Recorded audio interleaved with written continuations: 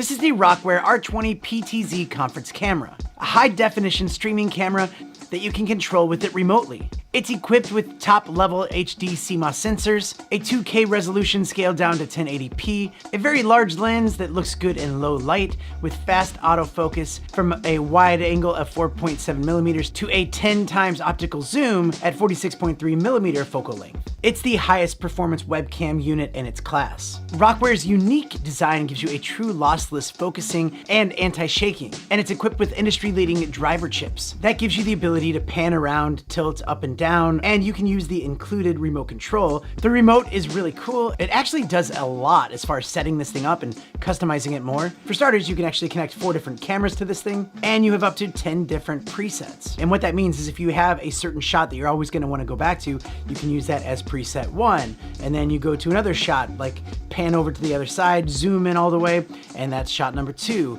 and so on. All the way up to 10, you can just easily press the number on your remote, and it will go right to that spot. And it's easy to set up those presets. You just hit the preset button and then press the number that you want it to be preset to. You can use the arrows on the remote to make it pan left and right or tilt up and down. And below that is the zoom control. And they give you a slow and fast zoom. So if you want it to be really subtle, you just hit the slow zoom in. If you just need to get that tight shot really quickly, you just use the fast zoom. And that optical zoom looks really good and really crisp.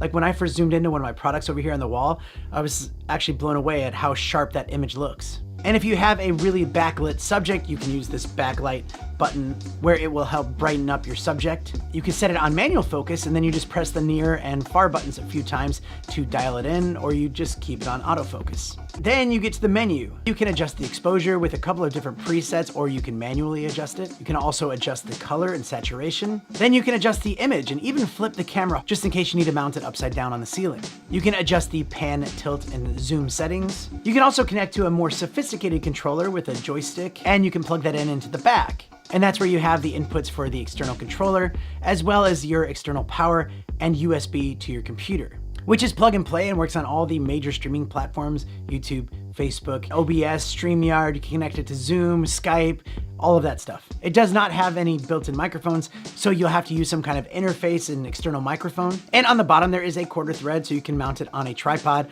or a ceiling mount. And if you have some kind of event coming up where you'd like to live stream it, like with a remote and just like that good quality, this is definitely something you should check out. And I should mention that the more I've been playing with this thing, the more I love it.